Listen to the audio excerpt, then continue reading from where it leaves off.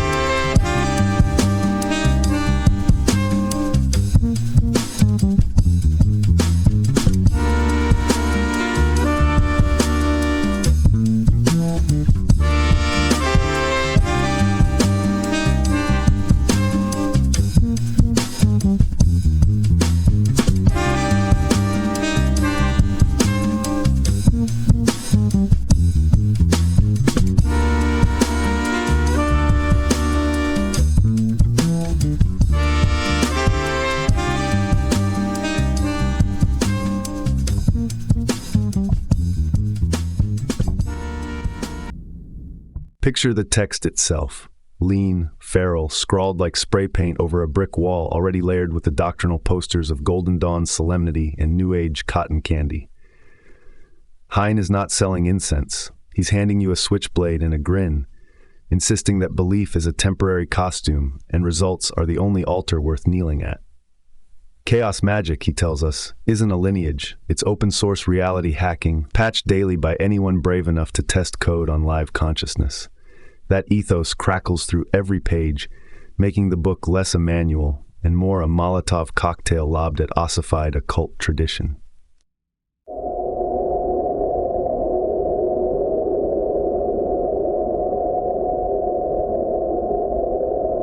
Hine begins by stripping magic to its raw definition. Not philosophy, not religion, but a perceptual revolt. He invokes those moments when you humans reach a summit or finish a perfect day and feel the world vibrate like a tuning fork, then insists that vibration is the baseline, not the exception. Magic is about change, he snaps, yanking the mystical out of mist and into muscle. The doorway is already open. The only question is whether you'll walk through before the cement of habit sets around your ankles.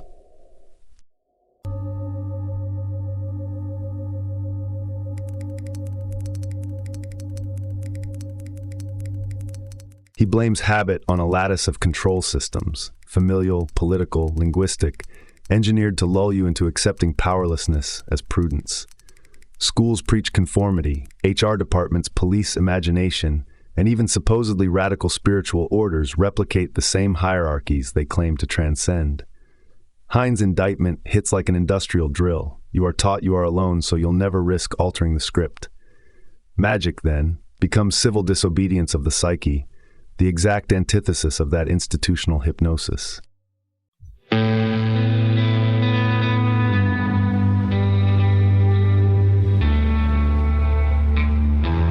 To weaponize that disobedience, Hine lists 7 pragmatic payoffs. Dismantle inherited programming, debug behavior loops, amplify charisma until strangers orbit you, expand notions of possible, develop dormant faculties, harvest ecstatic fun, and, most scandalous to materialists, bend circumstance.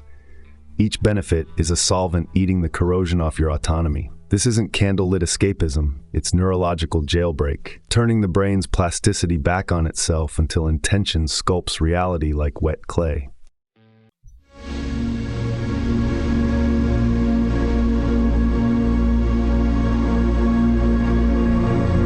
Yet Hine refuses to trade one priesthood for another. He sneers at occult pomposity, highfalutin gobbledygook he calls the Latin drunk liturgies, and accuses esoteric fraternities of hiding emptiness behind the sorus abuse. Mystery, he argues, died of paperwork. Inner planes plotted like subway maps. Angelic bureaucracies rank like civil service charts. His antidote is ruthless simplicity, the way a street magician palms a coin while academics draft a thesis on metallurgy.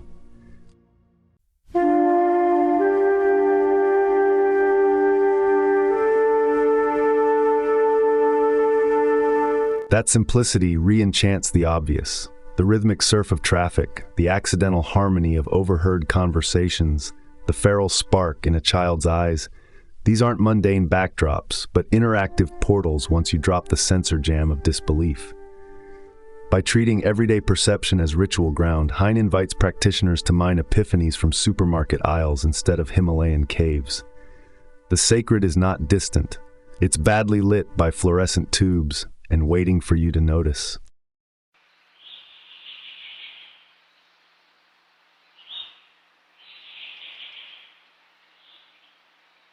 From that vantage, Magick reframes life's primitive questions.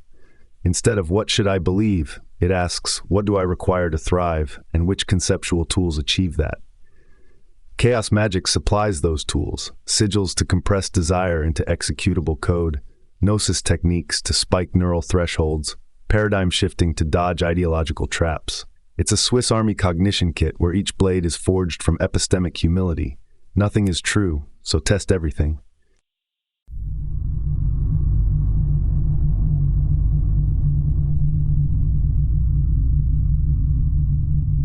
Ultimately, Hine delivers a radical pragmatism. Magic is measured by outcomes, not orthodoxy.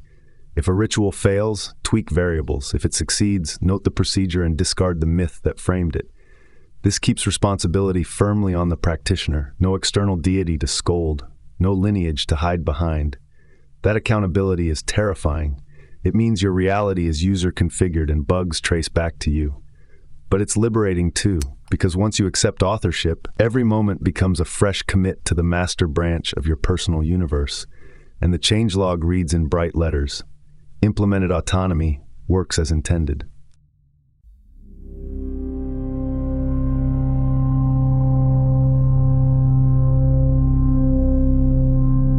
Magic is change, sure, but Chaos Magick is refusal. Refusal to kneel before dusty systems and ceremonial roleplay. Refusal to treat belief as sacred. Refusal to let imagination wear a uniform. In the previous chapter, we glimpsed magic as a wild door out of consensus reality. Now we meet the movement that ripped that door off its hinges, spray-painted a sigil on it, and tossed it into a bonfire for warmth. Chaos Magick doesn't care what the priests or scholars say. It emerged as the uninvited guest at the occult dinner party, throwing up in the punch bowl of tradition and asking louder questions. Who says you need a lineage? Why should you memorize tables of correspondences from medieval grimoires to talk to your own mind? What if you skipped all the robes and incantations and just went straight to making shit happen?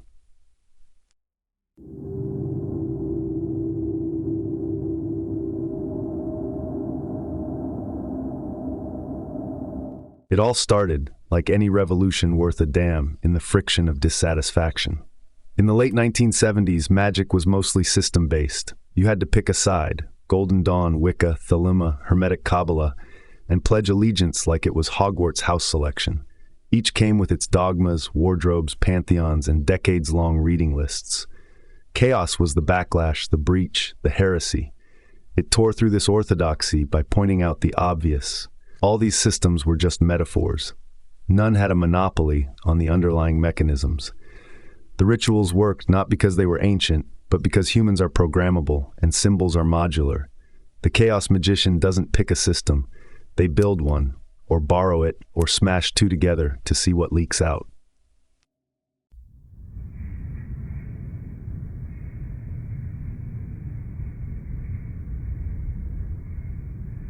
The moment of birth was pure punk. Pete Carroll and Ray Sherwin, misfit magicians in the grungy fog of late 70s Britain, took the boredom and bloat of modern occultism and answered with a resounding middle finger. They wrote slim books with no padding, Liber Null, and the Book of Results, that threw out the need for spiritual hierarchy. Instead, they offered lean techniques, breathwork, Gnosis, sigilization, fast, dirty, effective. No memorization of archangel names, no 20-year initiations, no pretending your magic circle traces back to Atlantis. If you could focus intent, if you could hijack your consciousness, you were in. Everything else was aesthetic.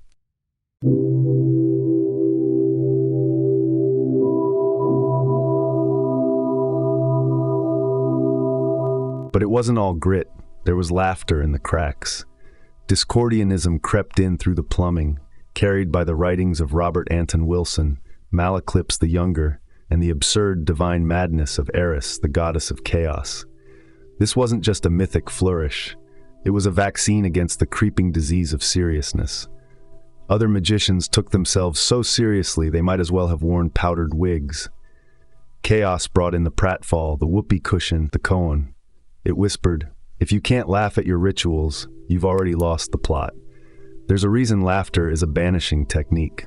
It clears the psychic gunk faster than any bell or candle.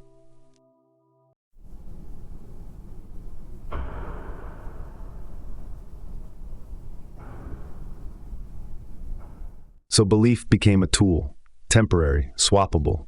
Like browser tabs, you could open one, work in it, then close it before it corrupted your RAM.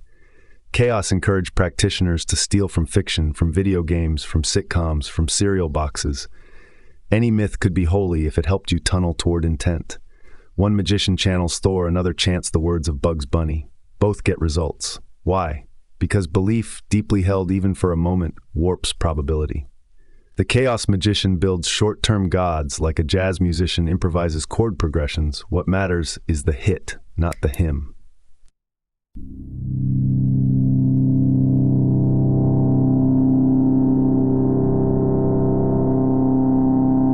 This obviously freaked people out. Anything that doesn't respect tradition will always be painted in devils and shadows. Chaos earned a sinister rep fast. Critics called it nihilistic, reckless, even dangerous. Book blurbs leaned into this. Covers boasted about forbidden power and dangerous secrets. The real secret was that Chaos magicians were just practical. The edginess wasn't posturing, it was functional. Chaos gave space to impulses that would have been repressed in respectable magic. Rage, lust, absurdity, transgression. These weren't sins, they were levers. That edge attracted the curious and scared the doctrinaire. It still does.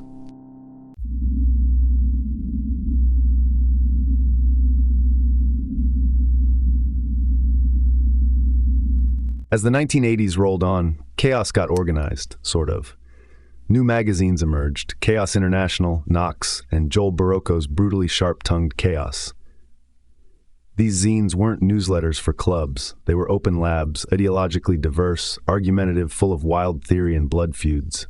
Through the ink and the static, an idea evolved. Chaos wasn't a singular movement. It was a swarm. Some were experimenting with tantric inversions. Others were writing ritual scripts with Lovecraftian glossaries. A few just wanted to summon wealth and orgasms. That variety was the point. No orthodoxy, just experiments, just signal.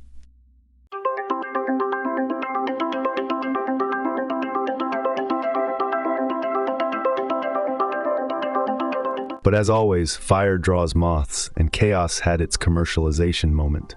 Suddenly everyone wanted in. New books appeared, some credible, some derivative. Lawsuits flared. Authors fought for the right to be official spokespeople for something that had no center. The original anarchic energy fractured. Some turned chaos into a brand. Others sold authentic chaos rituals like they were box sets. Hine himself hints at the exhaustion this caused. Every movement eventually faces the snake oil phase. Chaos was no exception. Some survived it by turning inward, others just walked away.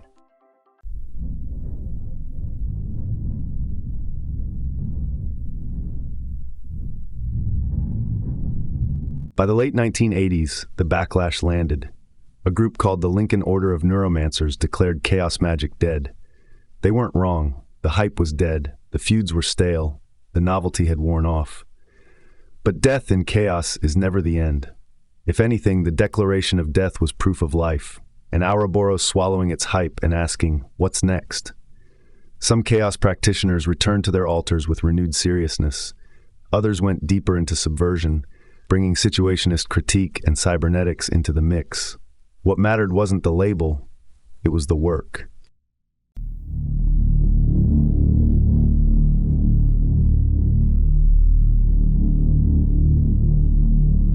Meanwhile, Pete Carroll evolved the original Illuminates of Thanateros into the Pact, an order with structure, yes, but minimal dogma.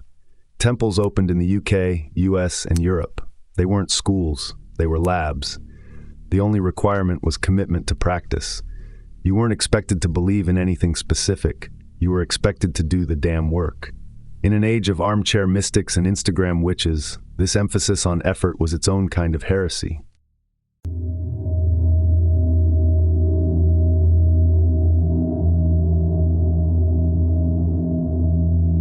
So what do we take from this section, once the smoke clears? One central dangerous idea, that magic is not about what you believe, but how well you can deploy belief like a scalpel. Chaos Magick hands you the scalpel, shows you how it cuts, and tells you to make your own surgery.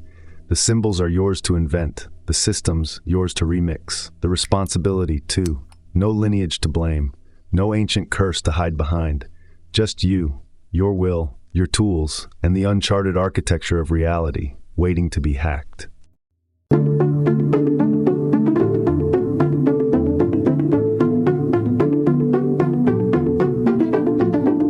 Chaos Magick begins with a philosophical kill shot. There are no final truths, not just in religion, but in science, ethics, personality, politics. Every system is just a lens, and the magician chooses which lens to wear today, smash tomorrow, or blend with another into something new and unstable. This isn't nihilism, it's a tactical detachment from the hypnotic pull of certainty. Hine spells it out with brutal precision. Dogmatism is the graveyard of transformation. If your beliefs become static, you're dead weight in a reality that's constantly shifting. The Chaos Magician learns to contradict themselves on purpose, to make friends with paradox, to abandon the comfort of consistency for the raw electric hum of possibility. They don't argue doctrine, they use it like a scalpel, and then toss it when it's dull.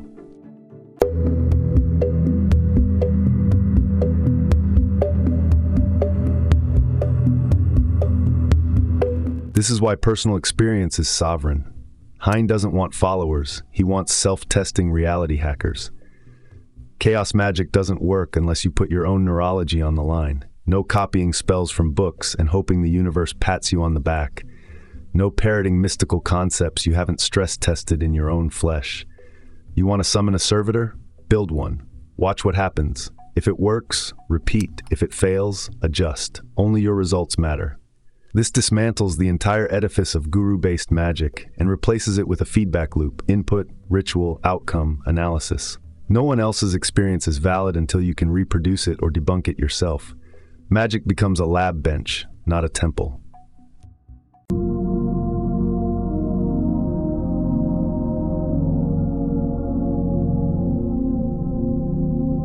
But don't confuse that freedom with laziness.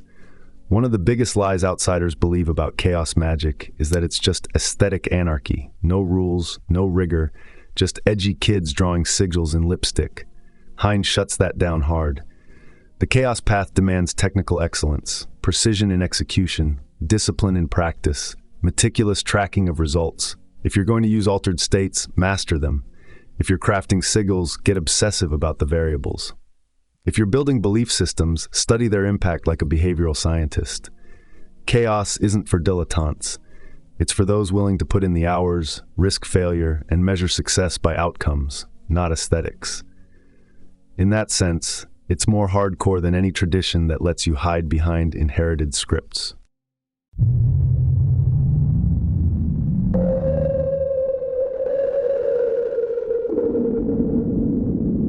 At the center of Chaos Magick is one core task: deconditioning.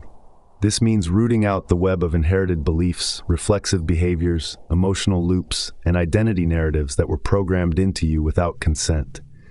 Hine sees ego not as truth, but as a story reinforced by repetition and social feedback. Chaos work begins when you start to interrupt that repetition, when you challenge your opinions, when you court discomfort, when you adopt opposing worldviews just to see what they do to your nervous system. Deconditioning is ugly. It's painful. You lose parts of yourself you thought were real. But what you gain is flexibility, autonomy, and the ability to rebuild yourself on your own terms, again and again and again.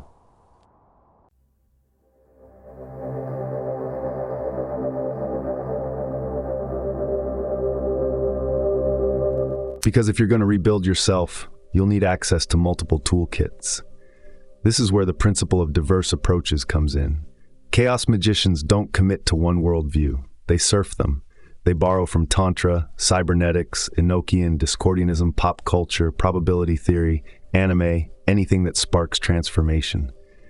Every system is a lens. Every archetype is fair game. You might call on Jesus one day and Thanos the next, not out of irony, but because both are mythic containers that can move psychic energy. This is pluralism weaponized, an approach that terrifies monists and dogmatists. The chaos practitioner is never trapped by fidelity to a single myth. They are loyal only to the result and the experience that unfolds in its pursuit.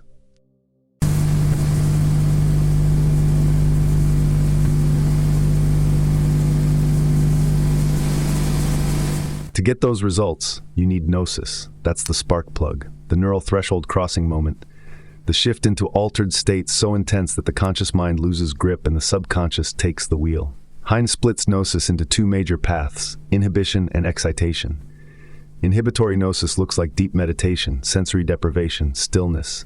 Excitatory Gnosis is its wild sibling, dance, sex, chanting, overload, chaos. Both work by pushing your attention out of the default narrative loop and into raw presence.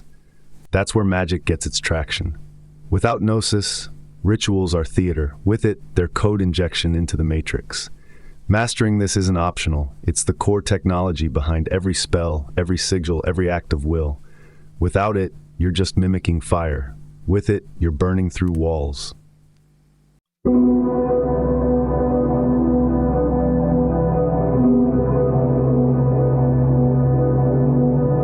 Creating your own magical system is either an act of raw divinity or deranged hubris, and often both.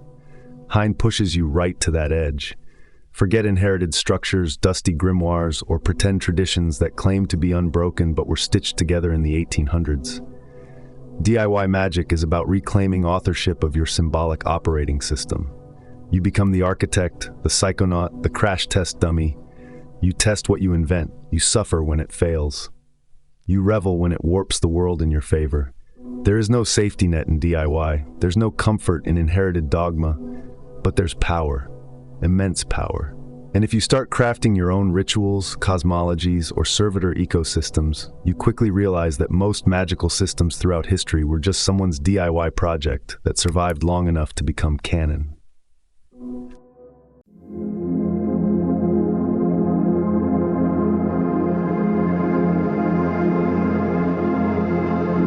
But some builders don't stop at one system. They try to build meta-systems, frameworks that contain all others.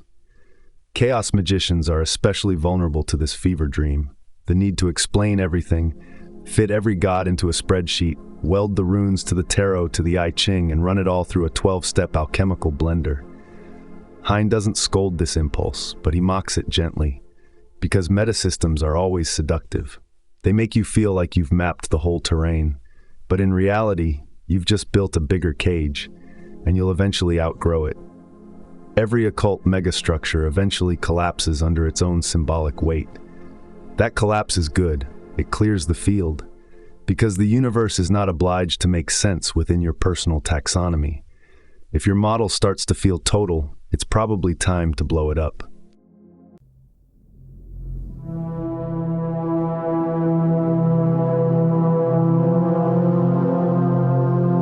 What does survive is skill.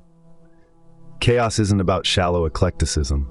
It's not about grabbing random tools and pretending you know what you're doing. It's about fluency. When you deeply understand one system, like Kabbalah, Enochian, or Tantra, you start to see the hidden gears.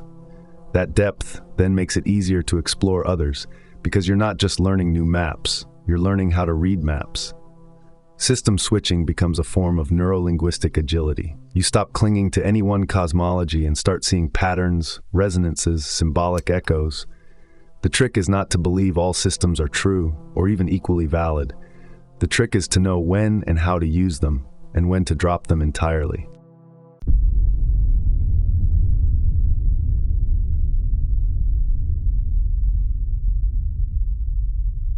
Some chaos magicians cloak their work in science, sometimes sincerely, sometimes as theater. They borrow terms from quantum mechanics, information theory, neural networks. Some even build rituals around the aesthetics of lab experiments. Does this mean chaos is secretly a science? Not even close. But it borrows the authority of science strategically. It builds belief buffers. It speaks to a technophile mind that might reject spirituality outright, but still longs for transformation. And Hine is honest about it. Even pseudoscience works if it creates a frame of plausibility strong enough for belief to anchor itself. The point isn't whether the metaphors are true. The point is whether they function. You can summon the same result by invoking endorphin release or by calling on Mercury. Either way, you get the focus, the charge, the shift.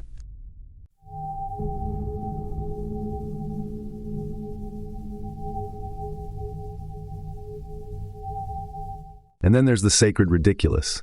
Chaos revels in silliness, not as a distraction, but as a sacrament. This isn't spiritual clowning for its own sake. It's precision weaponry against self-importance, pretension, and stagnant ritual. Humor collapses fragile egos. Laughter flushes out psychic constipation. Some magicians use it literally, laughter as banishing, as invocation, as altered state. Others use parody, absurdity, surreal symbolism. Because if you can laugh during a ritual and still hit the target, you've proven something powerful. Your intent is stronger than your conditioning. The ritual doesn't have to be serious to be effective. In fact, sometimes seriousness blocks flow. Absurdity cracks open possibility. It reminds you that magic isn't about behaving properly. It's about changing reality.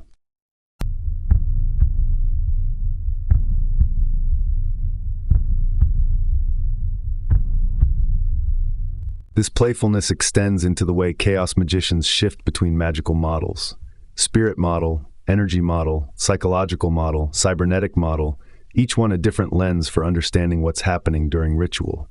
Spirits as external beings, or energy fields, or archetypal fragments of the unconscious, or localized information clusters. Each frame unlocks certain moves. Each one hides others. That's why hopping between them is critical. You might use the spirit model to work with ancestors, the psychological model to handle trauma, the energy model for healing, and the cybernetic model to design servitors or magical software. None of them are right. All are functional fictions. The real art is knowing which fiction serves the moment and how to drop it once it doesn't.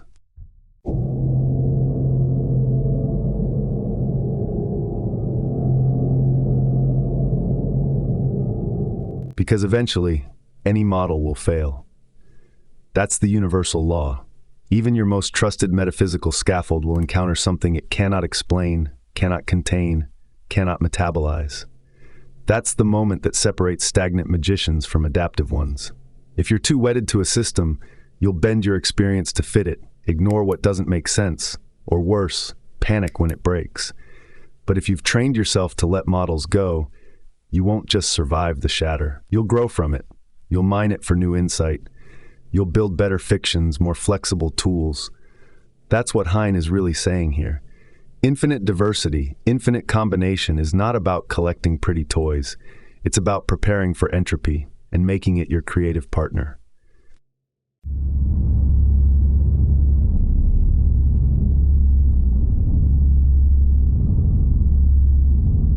Eris isn't just some footnote goddess in a dusty Greek lineage. She's the virus in the code, the glitch in the order, the sentient chaos that slips in through the cracks and laughs while the whole temple burns. Hine invokes her not to decorate his ideas with myth, but to detonate something inside the reader. She is disorder personified, not random destruction, but strategic misalignment, the kind of divine interruption that forces adaptation. She's not a villain. She's entropy wearing lipstick. She doesn't demand worship. She causes you to ask what worship even means. And if your rituals can't handle her presence, they were never real rituals to begin with.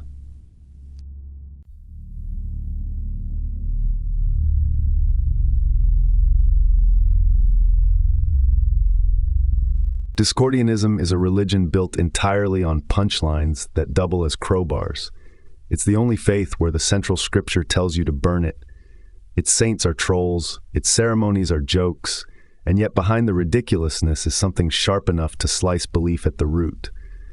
Hine shows that this isn't accidental. It's the point. The moment your brain seizes up because a sentence contradicts itself, that's the crack Eris slithers through. The Discordian says nothing is true and means it, and laughs when you try to take that seriously. It's intellectual aikido. Sacred paradox. Every Discordian idea is a banana peel placed on the polished floor of your assumptions.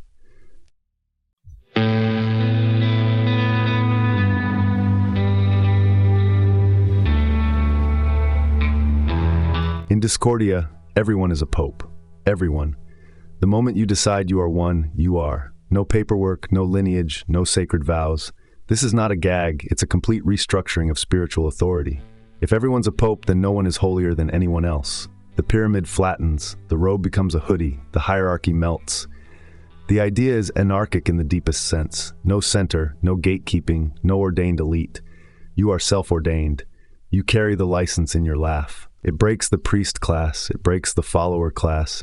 It breaks the entire idea that enlightenment is something someone else gives you.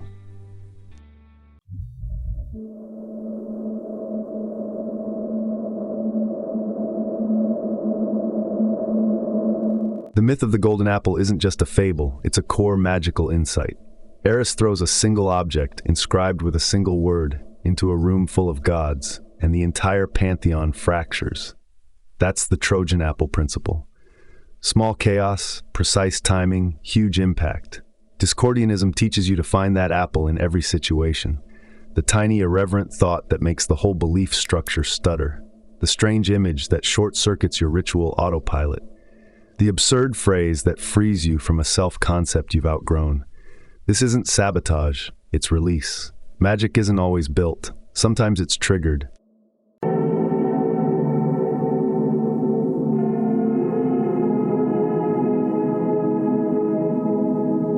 Confusion isn't failure, it's sacrament. The moment you no longer know what the ritual means, you're closer to its real function.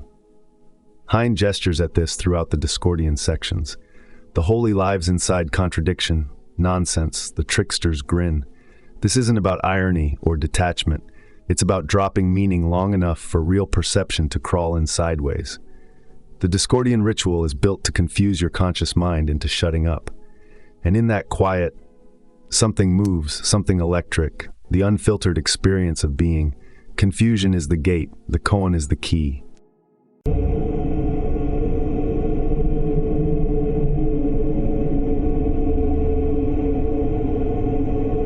So what does Discordianism give to Chaos Magick?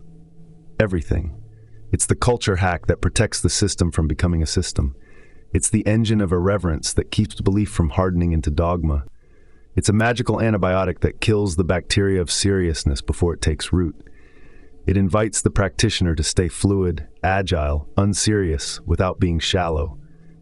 To dance through paradigms, to laugh while conjuring, to know when something has become too fixed and to throw a banana peel under it. Discordianism is Chaos Magick's immune system. Without it, the virus of orthodoxy creeps back in wearing a chaos robe and talking about the one true way. With it, everything stays alive. Messy, brilliant, in motion.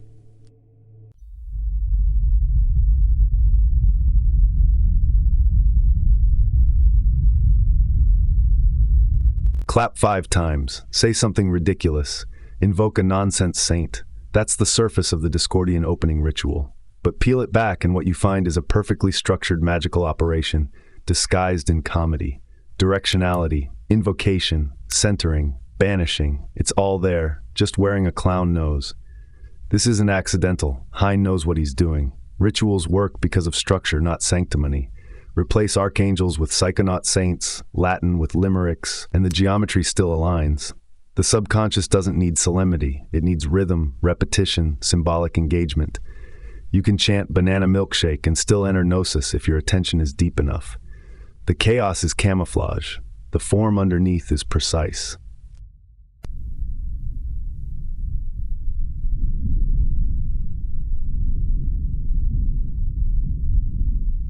Light in my head, fire in my genitals. The Arisen cross swaps the solemn for the vulgar, but the mechanics are surgical. It maps the body like any classic ritual would. Head, genitals, right, left, heart. Crown, root, active, receptive, center. Same points, different language. But language isn't neutral.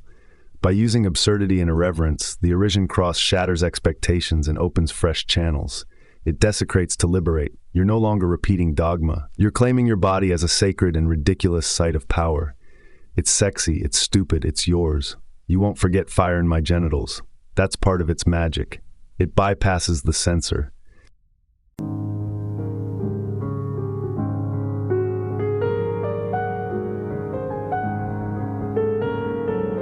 Then come the apostles, Hung Mung, Van Mojo, Sri Siddhasti, Zarathud, Malaclips. Their names sound like parodies, and they are. But don't mistake the parody for impotence. Each one maps to a direction, a domain, a function. They act as chaotic guardians, replacing the stiff guardians of traditional quarters.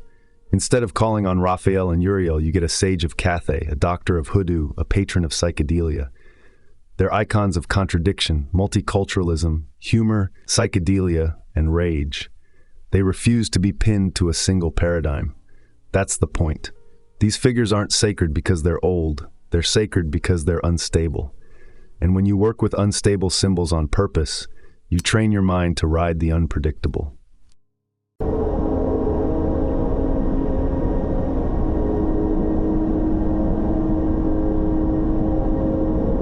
And then spiral pentagrams. Not the crisp, five-pointed hard edges of ceremonial magic, but swirling petals spinning into non-Euclidean geometry. This is psychedelic sigil craft. Geometry as a vortex. Hine's version of the pentagram doesn't repel, it pulls. Traditional pentagrams are walls, spiral pentagrams are wormholes. The technique here is to visualize them spinning in opposite directions, drawing you into an inner tunnel of chaos. They're hard to draw in the air. That difficulty matters. It breaks pattern. It shakes loose the automatic gestures that dilute intent. Chaos symbols are alive precisely because they don't fit neatly into a diagram. They force real presence. They demand improvisation. That's where potency lives.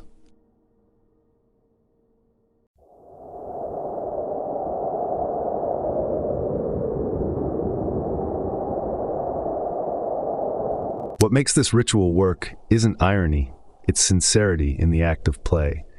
If you go through it as a joke, it fails. If you go through it as a joke you believe in, it cracks open hidden doors. That's the paradox. Discordian rituals function when you commit to their absurdity fully, without the safety net of detachment. This isn't parody at a distance. It's full contact mockery of belief that still believes in belief's power. You shout nonsense, but you mean it. You name made-up saints, but you let them move through you. It's magic that wears a jester's mask, but the eyes behind the mask are serious. Hine builds this ritual not just to summon Eris, but to summon you. Stripped of seriousness, stripped of identity, present, laughing, electric.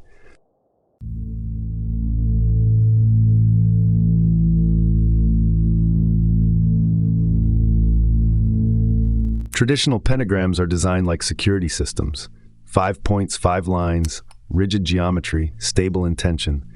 They're drawn with military precision to mark space, command authority, and seal boundaries. They say, this far, no further. Spiral pentagrams ignore that completely. They curve, they twist, they loop into themselves. They don't protect, they pull. The geometry destabilizes. There's no center of gravity in a spiral pentagram, just flow.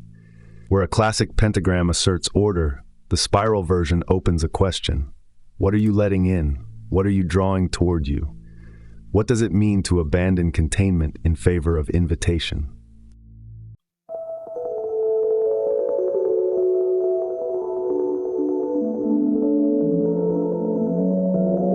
A spiral is not just a different shape, it's a different philosophy. A traditional banishing glyph acts like a wall, erected to hold chaos at bay. A spiral pentagram is a vortex, deliberately structured to pull energy inward, backward, downward. This reverses the function entirely. It doesn't keep things out, it creates a channel, a gate, a breathing hole in the psychic membrane. When Hine spins these pentagrams in opposite directions, outer petals clockwise, inner petals counterclockwise, he's simulating a torsion field. Two movements crossing, one drawing power in, one collapsing the familiar. It creates dissonance, and in that dissonance, transformation has room to enter. The spiral doesn't shield you, it seduces something else into the room.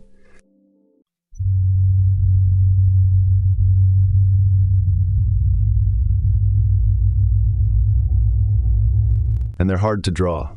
That matters more than it seems.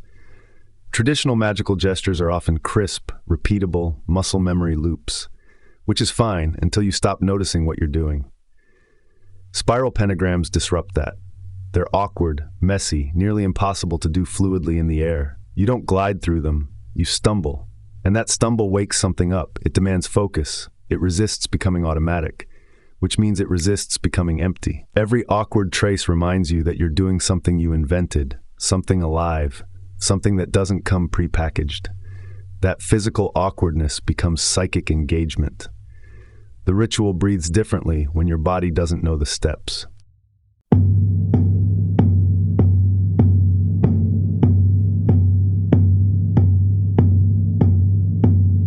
Then something weirder starts to happen.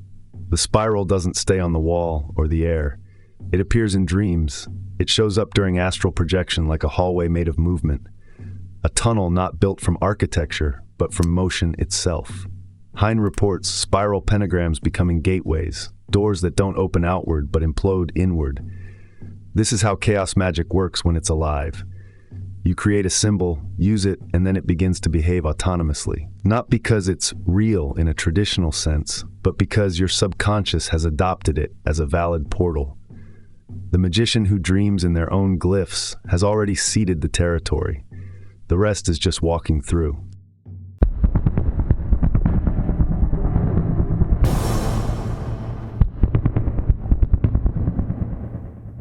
Which brings us to the final lesson. Form follows process. The shape doesn't matter because it's old or sacred. It matters because of what it does.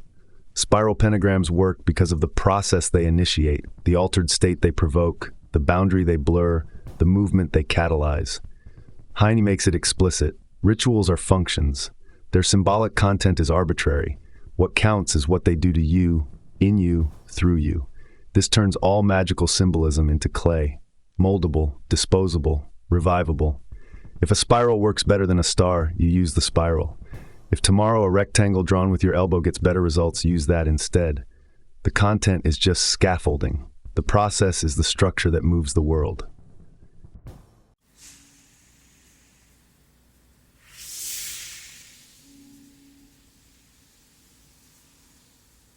Every spell begins as hunger, but chaos demands you specify the flavor. In Sigil magic, clarity is the first lever of power. You don't just wish for abundance or a better life. You state, I received $700 in freelance payments this month. That level of detail forces you to own the intent. Hine makes it clear, vague input breeds vague output. The unconscious can't process woolly sentiments. It wants a tight packet of need. This is design thinking for the psyche. Strip the desire down to its cleanest structure. No poetic flourishes, no mythic drama, just voltage behind a vector.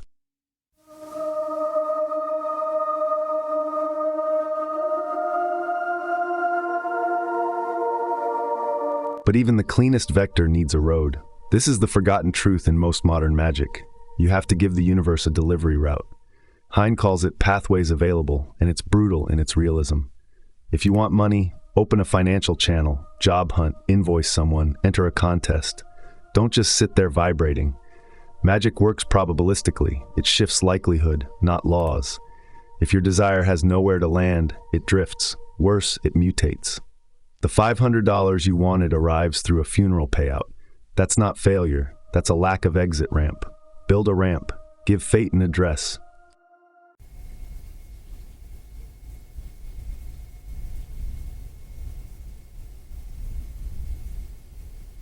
Once intent is dialed and pathways are clear, the next step is compression. Sigils are data compression for desire. Take the sentence, kill the repeats, crush the consonants into a glyph, or scramble the words into a mantra, or encode them into gesture, scent, taste, rhythm. The point is transformation. You can't trigger your deeper mind if it knows what you're doing. You need to smuggle the intent past the gatekeeper. A symbol is perfect for this. It holds the charge but strips the context. Hine's brilliance is in showing that any symbol works, so long as it disconnects form from familiarity. The sigil is camouflage. The desire is the payload.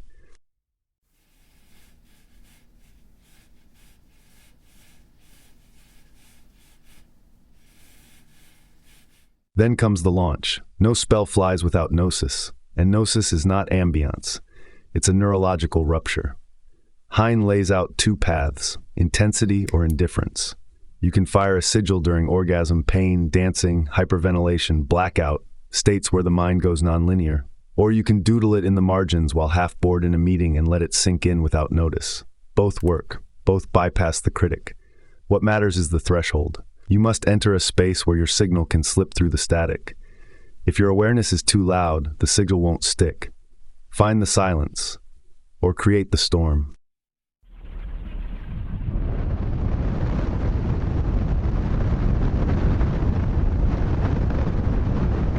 The firing moment is violent, even when it looks soft.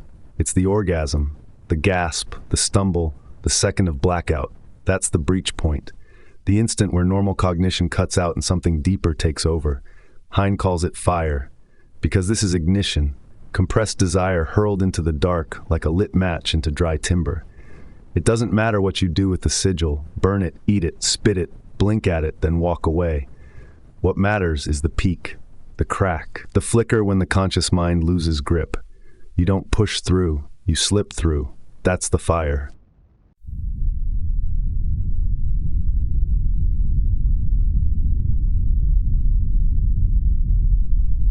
After fire comes amnesia. This part messes with people.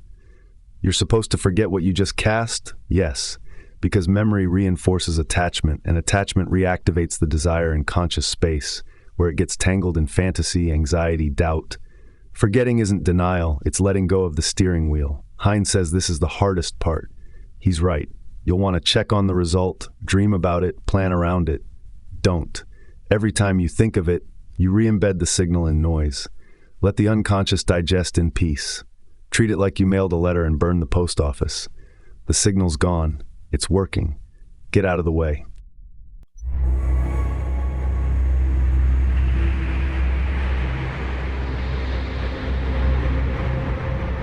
Hine closes with a metaphor. Your mind is a garden, wild and tangled. Every desire, every neurosis, every broken wish is a plant fighting for sunlight. Sigil magic is selective gardening. You isolate a single seed, nourish it, shine light on it, and then walk away. Let it grow while you tend other things. The trick is not to obsess. The trick is to forget which seed you planted where. That's how the best fruit surprises you. When it bursts through soil you forgot existed. When it blooms, not in control but in pattern. Sigils are not commands. They are invitations to probability, crafted, launched, and then abandoned. That's where the magic hides.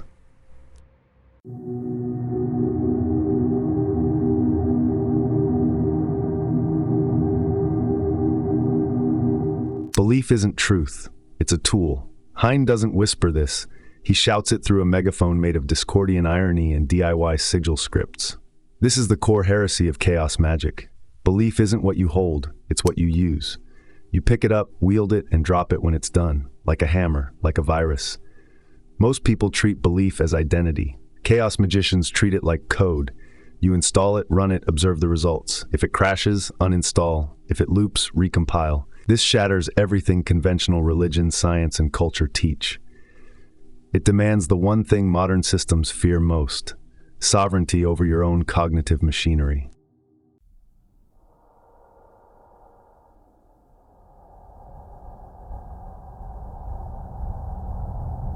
So why does calling on a fictional entity work? Because belief isn't about what's real. It's about what's coherent inside your symbolic operating system. Hine talks about invoking Lovecraftian gods, channeling Star Trek archetypes, using the Rocky Horror Picture Show as ritual schema. The results still come. The synchronicities still unfold.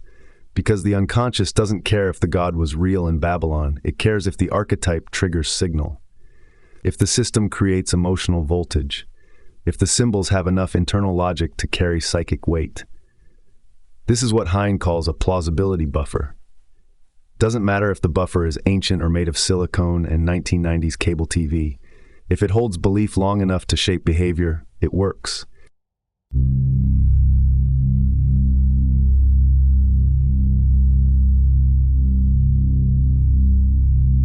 Metaprogramming is the act of doing this on purpose. You adopt a belief, you run it until it bends reality, then you discard it and try something else. You don't believe in chakras forever. You believe in them for 6 weeks, do the rituals, journal the results, and then switch to Kabbalah and watch your internal geography morph. The point isn't to find the right system. The point is to become the kind of being that can shapeshift beliefs at will without collapsing into nihilism. That's the tightrope. Most people can't handle it. They need one map, one truth, one anchor. Chaos magicians rip the anchor out, dive into cognitive fluidity, and learn to breathe underwater.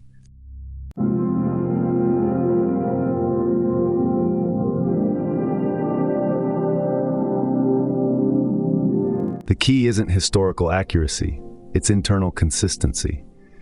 If your mythos is tight, if the narrative loops hold, if the characters play off each other with emotional resonance, then you've got a functional belief system, even if you built it out of cartoon characters and childhood trauma. The best systems are saturated with meaningful echoes, symmetries, flashbacks, power. If the symbols speak to you deeply, they speak to the universe through you. Hine points this out by showing that belief systems only have to work long enough to activate you. They don't have to last forever. They just need to be structurally sound while you fly through them.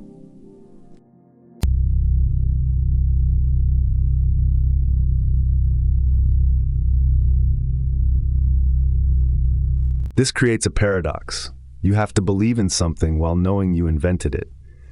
This is where most rationalists short-circuit. They want sincerity to mean, I think it's objectively real. Chaos Magick says no. Sincerity means full-body participation. Ritual works when you believe with your entire nervous system, not just your philosophy. It's method acting. You step into the role of the priest, the god, the devotee. You feel it, you sweat it, you weep it. Even if 10 minutes later, you laugh and say, none of that was real. It was real while you were inside it, and that's enough to move the world.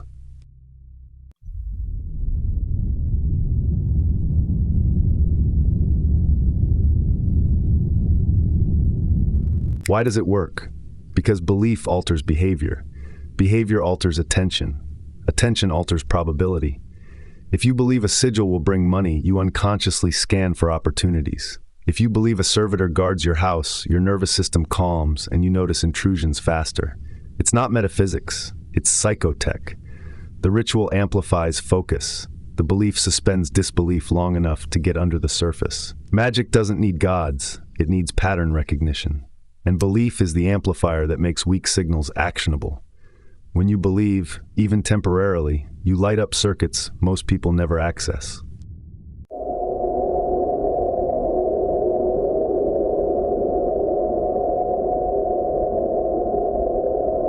This is why monstrous gods work so well. Cthulhu isn't a god of wisdom, he's a scream under the floorboards. The mind responds, the shadows pay attention. When you invoke a being too big, too alien, too unknowable, something primal happens. You touch the part of your psyche that lives in dreams and myth and fear. These entities don't need to be real, they're symbolic payloads. Archetypes too heavy for the polite gods of yoga studios and Instagram tarot decks. Hine isn't playing here, he's saying, go deep, go dark, use what scares you. If it moves energy, it's valid. If it destabilizes the ego, it's effective.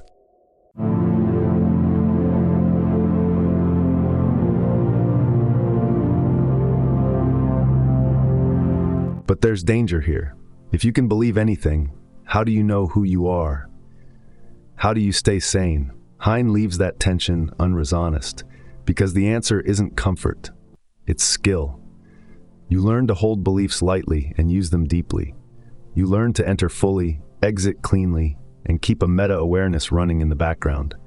This is what separates the magician from the casualty. The ability to construct belief architectures, live inside them, and dismantle them without fragmentation. That's the art, that's the edge. It's not about believing nothing, it's about learning to believe on purpose.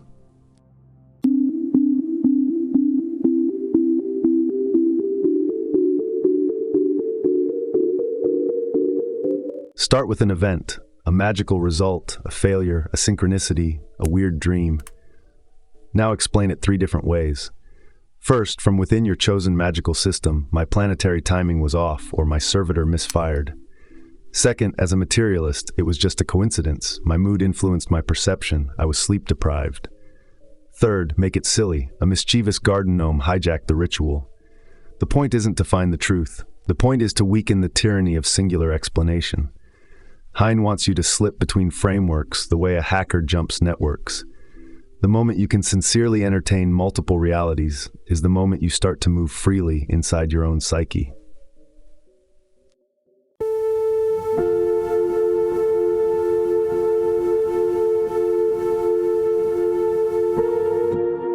Take that further. Sit with 2 belief systems that should cancel each other out: Christianity and Tantra, feminist theory and alchemical initiation, rational atheism and voodoo cosmology. Don't resolve them. Hold them both. Let them grind against each other in your mind. Hine isn't asking you to believe in contradictions. He's asking you to experience them. The friction creates insight. You start to see how each system masks its assumptions. You begin to hear the echo chambers. If you can hold opposing doctrines without short-circuiting, you're no longer controlled by ideology. You're programming yourself at the root level, overriding the binary default settings most of humanity never even notices.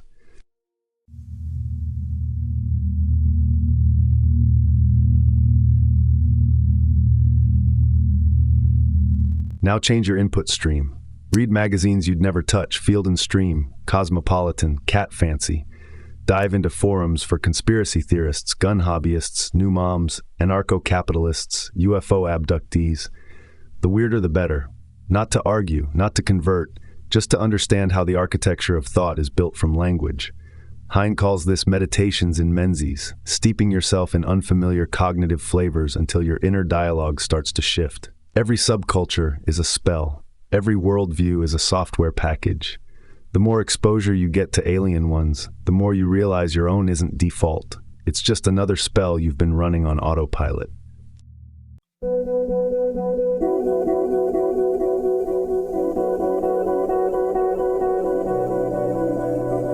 Play a role. No, really. Pick a character, fictional, mythic, archetypal, or just someone you know, and become them for a day. Speak their speech patterns, walk their rhythm, order food the way they would. Try to think their thoughts. Hine's point here isn't about performance, it's about possession. When you let another identity take the wheel, your own ego becomes visible as an artificial script. You feel the strain of holding on to yourself, and that strain is where liberation lives.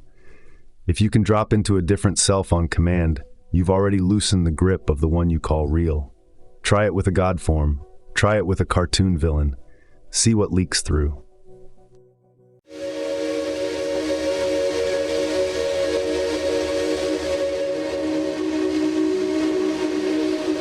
Go outside and mess with reality, playfully.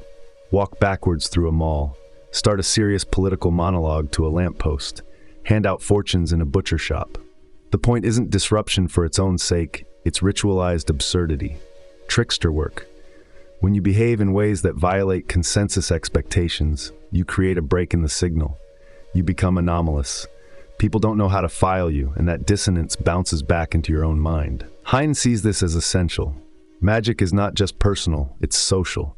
And every time you make someone laugh, twitch, or question their reality, you're poking holes in the shared illusion. That's power.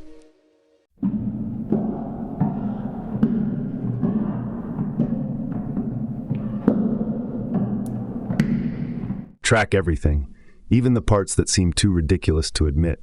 Keep a chaos diary, not just what you did, but how you felt, what failed, what flinched, what twisted unexpectedly. Record dreams, obsessions, fragments of song lyrics that keep repeating. Over time, the diary becomes a mirror patterns emerge, blind spots get circled, breakthroughs hide in footnotes. Hine emphasizes this not as discipline for its own sake, but as map-making. You're not just casting spells. You're exploring terrain. The diary is your topographical record. Without it, you're just wandering. With it, you're navigating your own mutating mythos in real time.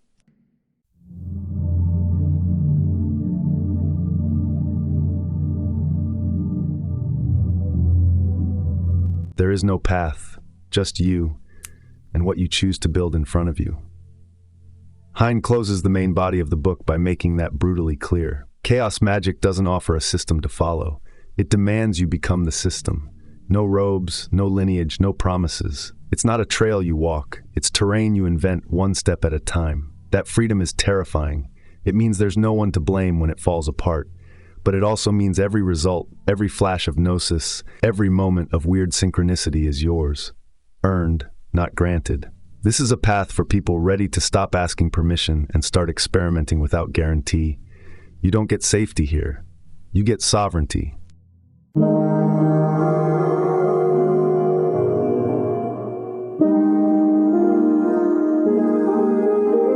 And what's at the end of that path? Nothing. There's no mountaintop enlightenment, no final grade to achieve. Hine offers no ultimate state of being, no nirvana, no union with cosmic consciousness. That's what makes this dangerous to the spiritually addicted. If you need a finish line, you'll hate this. Chaos Magick doesn't evolve toward perfection. It loops, branches, mutates. You don't ascend, you explore. You don't purify, you remix. The goal is whatever you declare it to be, and you can change that declaration tomorrow. Every practice, every belief, every tool is a fragment. You assemble your machine from spare parts and keep it running with doubt and desire. That's the point. You don't arrive, you continue.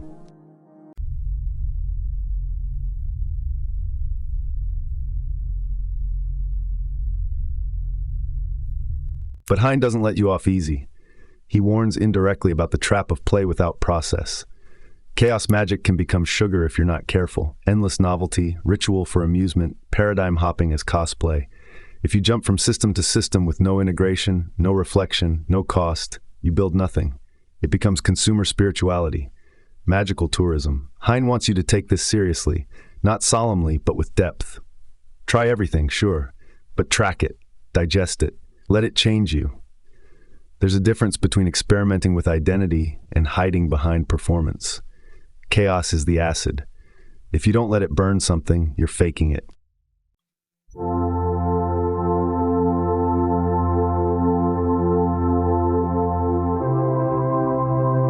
In the end, Hine places Chaos Magick inside the larger cultural moment.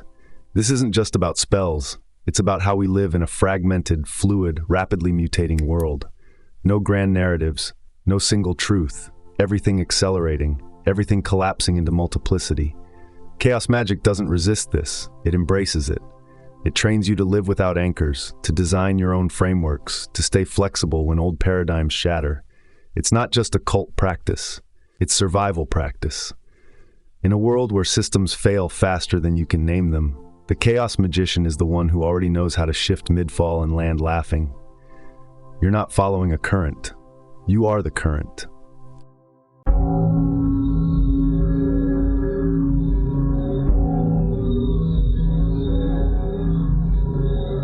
Obsession isn't just fixation, it's possession. It walks in, grows claws, and wears your voice like a glove puppet. Hine frames it as a demon, but not in the melodramatic sense. It's your own pattern, fed so many times it develops a life of its own. A psychic parasite constructed out of emotional debris and sustained by repetition. You don't control it anymore. It jerks you around, reroutes your rituals, hijacks your dreams. And because you made it, it knows your passwords. This isn't poetic metaphor, it's tactical language. Obsession becomes a servitor you forgot you built. It feeds on attention. It grows inside your story.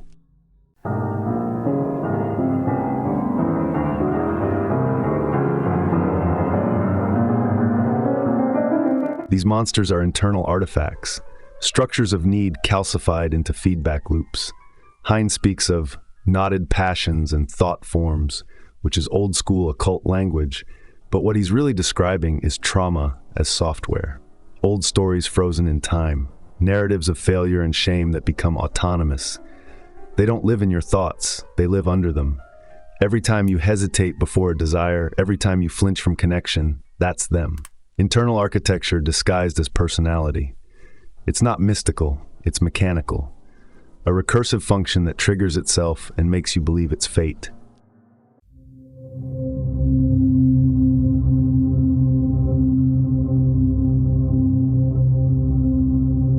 Fantasy is the bait. Obsession disguises itself as vision. You imagine the perfect outcome, loop it in your head, polish it until it gleams, and then do nothing. The fantasy becomes the reward. It replaces the result. Hine names this trap with precision. You play the ritual in your head so many times that the emotional payoff happens in imagination. Reality becomes irrelevant. Magic dies in simulation. And the worst part? You think you're doing the work. You think this endless mental rehearsal is spiritual effort. It's not. It's stasis wrapped in dopamine. The longer you stay in it, the more it hardens, until even action feels like a threat.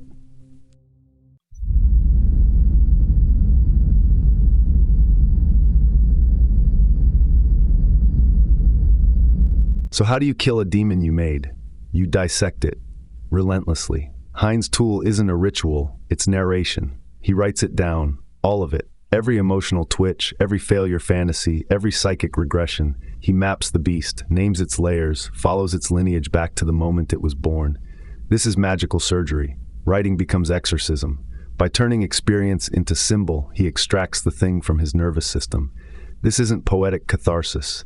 It's structural analysis. Obsession doesn't survive exposure. You don't purge it with fire, you kill it with cartography.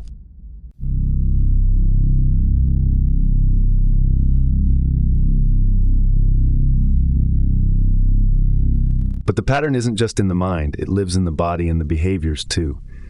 Hine splits it clean: cognitive, physiological, behavioral. Thought spirals, anxiety responses, avoidance patterns, each one reinforcing the other. You don't just think you're unworthy, you sweat it. You act it out, you flinch before truth. That's how the obsession keeps itself alive. The bind isn't just emotional, it's motor, hormonal, habitual. So the exorcism has to be full spectrum. Breathwork, I Ching, diary, silence, movement. You don't outthink it, you outmaneuver it. Layer by layer, thought, breath, action, broken apart like a puzzle returned to the box.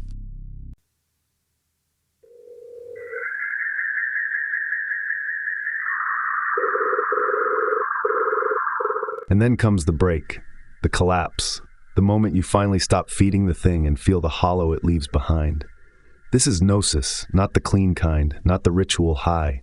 This is dirty Gnosis, the kind that tastes like blood and sweat and old tears. Insight through implosion. The demon doesn't go gently, it rips. You feel smaller without it, lighter, but also exposed. There's no glamour in this moment, no triumph, just clarity. And that clarity is the real result. The whole point wasn't to defeat the monster, it was to realize you made it, and that you don't have to again.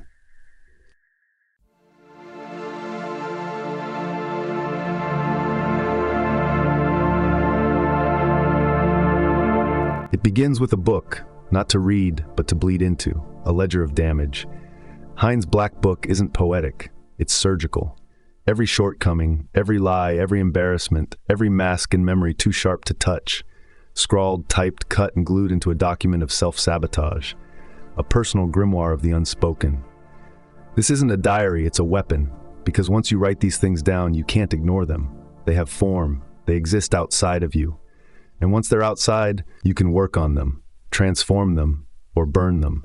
This is where magic stops being metaphor and starts becoming autopsy.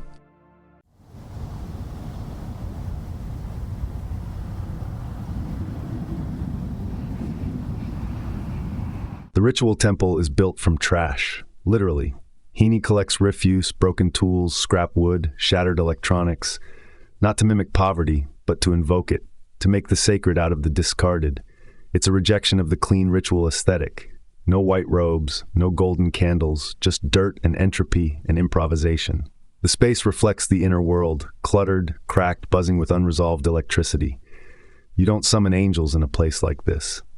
You summon what's left after you've given up on being holy. This isn't a temple, it's a breakdown engine. a machine built to unmake the false self.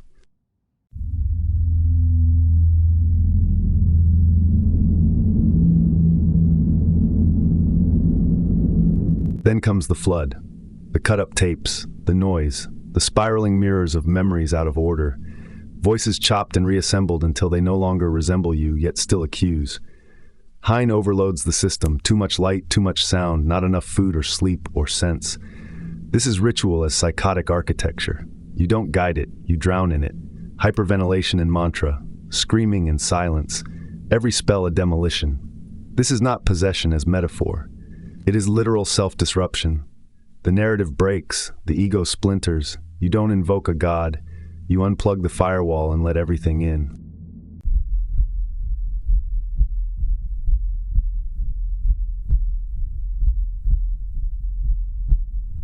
And somewhere in that collapse, it happens, the howling, not just screaming, a state, a tearing in the membrane of I.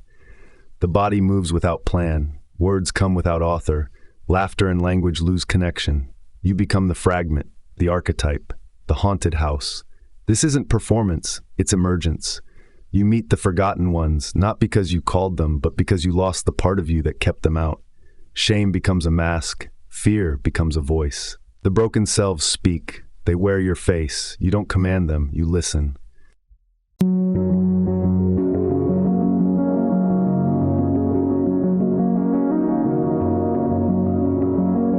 And then, crawling back from the floor, you start to name them. Each fragment gets a label, a sigil, a texture, a material. You sculpt them in clay, draw them with spit and ash, create physical proxies to represent the psychic debris. Ul, Hamal, names for failure, guilt, repression. They become part of an alphabet, not of communication, but of containment. Each symbol holds a charge, a history, a spell to bind what was unleashed. The act of naming is a form of control, not dominance. Recognition. These are the pieces of you that once ruled you from behind the curtain. Now they have shape and rules.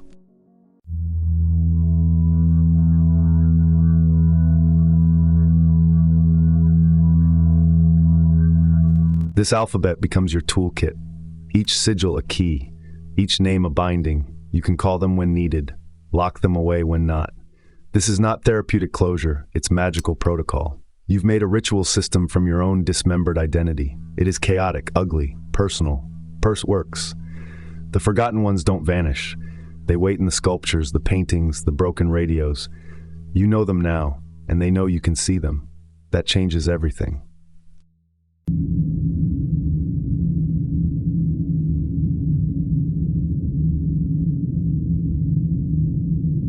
Afterward, there's no triumphant return, just slow recovery.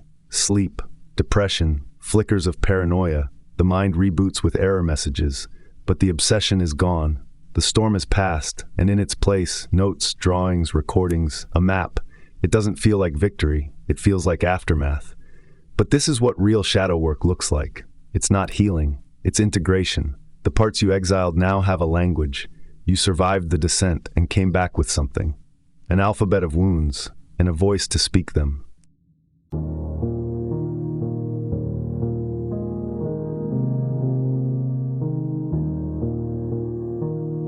Every act of magic pivots on one thing, Gnosis. Not belief, not symbolism. Gnosis. That sudden jolt out of ordinary consciousness where the mind loses its grip and something else slips through. Hine maps this cleanly, inhibitory states, deep stillness, focused breath, sensory collapse. Excitatory states, orgasm, dance, screaming, seizure. They look opposite, but neurologically they spiral into the same event, a disruption of baseline brain activity. The cortex gets hijacked. The signal clears, and into that neural silence you inject your intent. It's not mystery, it's pattern interruption.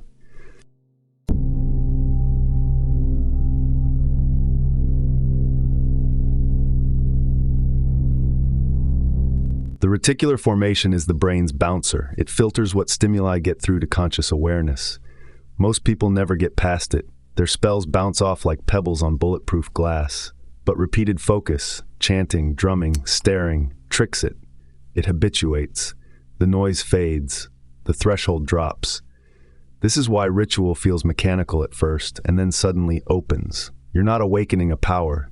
You're switching off the noise filter. You are tuning the nervous system like an antenna. And when you hit that quiet band, the rest of your ritual finally gets through.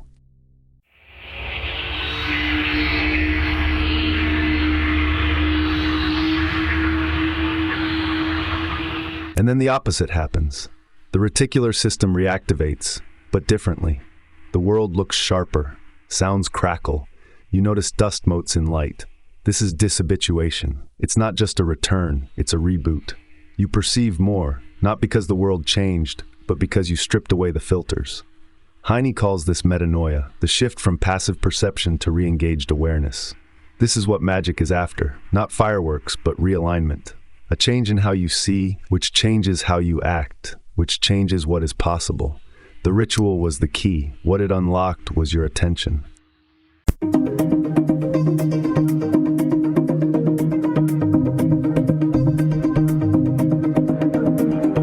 What about madness?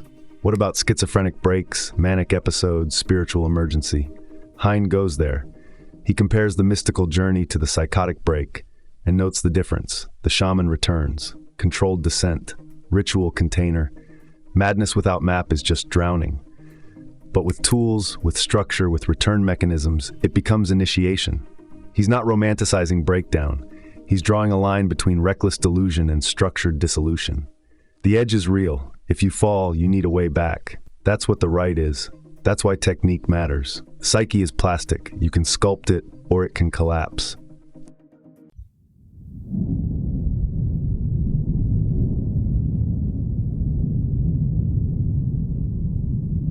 Trance is not just altered state. It's a pre-programmed evolutionary strategy. Hine leans into this idea. Illumination is not divine, it's adaptive. The brain, under enough pressure, reorganizes. It reconfigures networks. New patterns emerge after enough chaos. This is how shamans learn to diagnose disease, how oracles intuit futures. The trance breaks the loop, and in that broken space, new logic arrives. It's not magic, it's mutation. Consciousness cracks and rebuilds. If you push your system far enough and survive the rupture, what comes back might be an upgrade.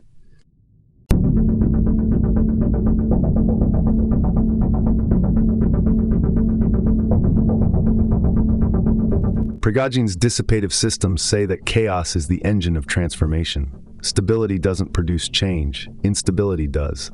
Bohm talks about hidden order inside apparent randomness. These aren't metaphors, they're models.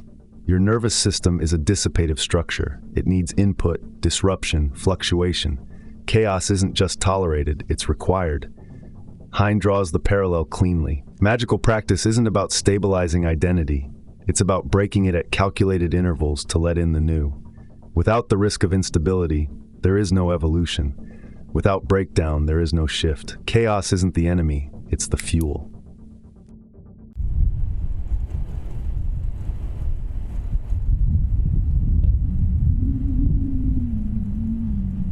And finally, magic is resistance, not rebellion, not escapism, resistance. In a culture that fragments attention, commodifies identity, and punishes introspection, altered states are subversion. Every moment you control your own attention is an act against the machine.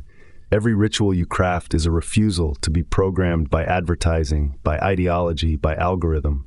Magic in Hine's model isn't about spirits or traditions. It's about taking back your neural real estate, owning your psychic bandwidth. In a post-industrial world flooded with noise, the magician is the one who learns to quiet the mind, sharpen intent, and strike. Not out of superstition, out of necessity.